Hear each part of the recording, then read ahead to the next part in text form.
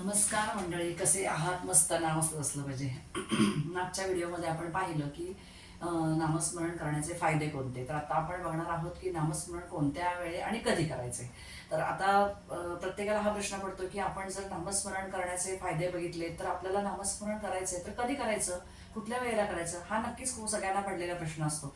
आणि त्याचंच उत्तर देण्यासाठी मी आज मला जे काही अवगत आहे, जे माहीत आहे, ज्या पुस्तकांमध्ये जे लिहून ठेवलेलं आहे तेच मी तुमच्यापुढे मांडण्याचा प्रयत्न करते. की सकाळी कसं असतं, रोज सकाळी आपण बघतो की चांगला मुहूर्त कोणता असतो, तर ब्रह्ममुहूर्त म्हणजेच काय, तर सकाळी पहाटेचा मुहूर्त.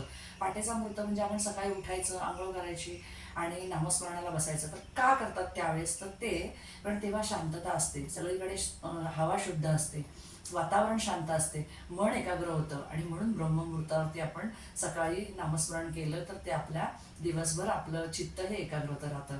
म्हणजेच काय, तर जसं आपण उदाहरण मी तुम्हाला सांगण्याचा प्रयत्न करेल की जसं आपण सकाळी व्यायाम करायला जातो, सकाळी ताज्या हवेमध्ये आपण ती ताजी हवा घेतली म्हणजे आपण म्हणतो ना ऑक्सिजन घेतो आणि कार्बन डायऑक्साईड सोडतो, तर आपल्याला दिवसभर आपलं शरीर आणि आपलं मन हे प्रसन्न आणि आनंदी राहत असतं, म्हणून आपण सकाळी चालायला जातो.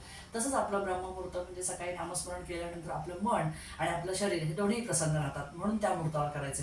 दुसरं म्हणजे आपण बघतो की सकाळी वेळ नाही मिळाला तर ठीक आहे ना, तुम्हाला सकाळी कामाची गडबड असते, तर कामाला जाण्याच्या पूर्वी म्हणजे कामाला जाण्याच्या आधी 5 मिनिटं तुम्ही जर नामस्मरण केलं तरी तुम्ही दिवसभर तुम्ही चिंतामुक्त, काळजीमुक्त राहता आणि मन शांत राहतं तुमचं. आपण बघितलं की म्हणजे दिवसभर आपलं काही ना तर काहीतरी गडबड असते, पण आपण जर 5 मिनिटं आधी जरी नामस्मरण केलं तरी आपलं हे सातत्य राहतं. त्याचबरोबर तिसरं जे आहे ते म्हणजे आपण पाहिलं की काम करत असताना करू शकतो का, तर नक्कीच करू शकतो. म्हणजेच काय, तर तुम्ही जेव्हा काम करता, स्वयंपाक करता, त्याच्यानंतर समजा फिरायला जाताय किंवा मोकळ्या हवेत फिरताय किंवा बसताय किंवा शांत जागेत बसताय किंवा आणखीन काही स्वयंपाक करताय, काहीतरी करताय, तर तुम्ही त्यावेळेस सुद्धा नामस्मरण करू शकता. नामस्मरणासाठी विशिष्ट वेळ, जागा, काही मर्यादा अजिबात लिहून ठेवलेल्या नाही आहेत. तसंच तुम्ही कुठेही म्हणजे कसंही तुम्ही तुम्ही त्या पद्धतीने तुमचं मन जिथे वळतंय तेथे तुम्ही नामस्मरण करू शकता. त्याचबरोबर तुम्ही आपण बघितलं की जसं काम करत असताना करतो तसंच आपण झोपण्यापूर्वी करू शकतो का, तर नक्कीच करू शकतो.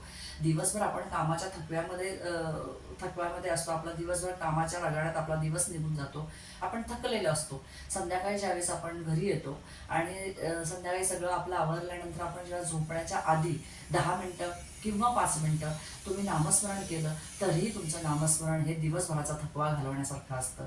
त्याचबरोबर जे शेवटचं आहे ते म्हणजे वेळेपेक्षा सातत्य महत्त्वाचं आहे. मी सकाळी एकदा करतो, संध्याकाळी एकदा करतो. आता काय असतं की काही गृहिणी अशा असतात की म्हणजे काम करत असतात, त्या काम करत असताना त्यांना वेळ सकाळी नाही मिळत. मग त्या गृहिणी काय करतात, तर दुपारी स्वयंपाक करत असताना काहीतरी आपला कुठल्याही देवाचं, ज्या देवाला त्या मानतात त्या देवाचा नामजप करतात. मग कुणी श्रीराम जय राम जय जय राम म्हणतं, कुणी श्री स्वामी समर्थ म्हणतं, त्याचबरोबर कुणी आणखीन देवाचं विठ्ठल विठ्ठल म्हणतं. म्हणजे तिथे काय आहे, तर त्या काम करत असताना सुद्धा ते करू शकतात. त्याचबरोबर आपण शेवटचा मुद्दा जो बघत होतो तो आहे वेळेपेक्षा सातत्य महत्त्वाचं आहे. म्हणजेच काय, तर तुम्ही रोज करताय, रोज मी 5 मिनिटं नामस्मरण करतोय, पण 1-2 दिवसानंतर मला असं वाटतं की मी तासभरही करू शकतो, तर नक्कीच चांगलं आहे. म्हणजे तुम्ही काय करताय, रोज 5 मिनिटं करतोय पण मी एखाद्या दिवशी एखादा तासभर करतोय, म्हणजे मी सातत्य ठेवतोय. वेळ मर्यादित ठेवली का, नाही. मी 5 मिनिटं करतोय पण मी 10 मिनिटं केले का, नाही. मी एक तासभर करेल, माझ्या मनाला वाटेल मी तासभरापेक्षा मोठ्या अजून वाढवेल, जसं माझं मन म्हणेल तसं मी वाढवेल. संतांनी सुद्धा सातत्य ठेवलं आणि म्हणून आज संतांचे विचार आपण तुमच्या पुढे घेऊन येत आहोत.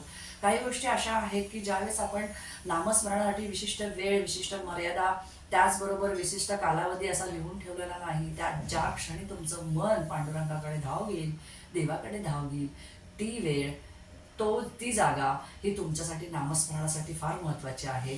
आणि तुम्ही कसं नामस्मरण करता किंवा करत नसाल तर आजपासून नक्की करायला सुरुवात करा. नामस्मरणामुळे नामस्मरण कसं आणि कधी करायचंय, कुठल्या वेळेला करायचंय हे मी तुम्हाला सांगितले. त्याप्रमाणे तुम्ही करायला सुरुवात करा. नक्कीच तुमच्यामध्ये चांगले बदल घडून येतील, सकारात्मक विचारांमध्ये वाढ होईल आणि तुम्हाला हे जे माझे विचार, नामस्मरण कधी आणि कुठे करायचे, कोणत्या वेळेला, तर ते कसे वाटले मला नक्की कमेंट करून सांगा. तुम्ही कसे करता ते पण कमेंटमध्ये सांगा. लाईक करा, शेअर करा आणि हो, चॅनलला सबस्क्राईब करायला मात्र विसरू नका. चॅनल नवीन आहे, चॅनलला सपोर्ट करा. असेच नवनवीन व्हिडिओ, नवनवीन विचार मी तुमच्यासमोर घेऊन येण्याचा प्रयत्न करेन, ते तुमच्यापर्यंत पोहोचवण्याचा प्रयत्न करेल. तुम्हाला कसं वाटतंय मला नक्की कमेंटमध्ये सांगा. आणि याच्याच पुढचे विचार आपण असेच जर तुम्हाला ऐकायचे असतील तर आपल्या चॅनलबरोबर जुळून राहा. भेटू नवीन व्हिडिओमध्ये, नवीन एका विचारांबरोबर. नवीन विचार म्हणजे नवीन एक व्हिडिओमध्ये एक नवीन टप्पा पुढचा काय असणार आहे, की नामस्मरण करण्यासाठी कोणती पद्धत योग्य आहे किंवा नामस्मरण कसे करता येऊ शकते. तर भेटू नेक्स्ट व्हिडिओमध्ये. धन्यवाद.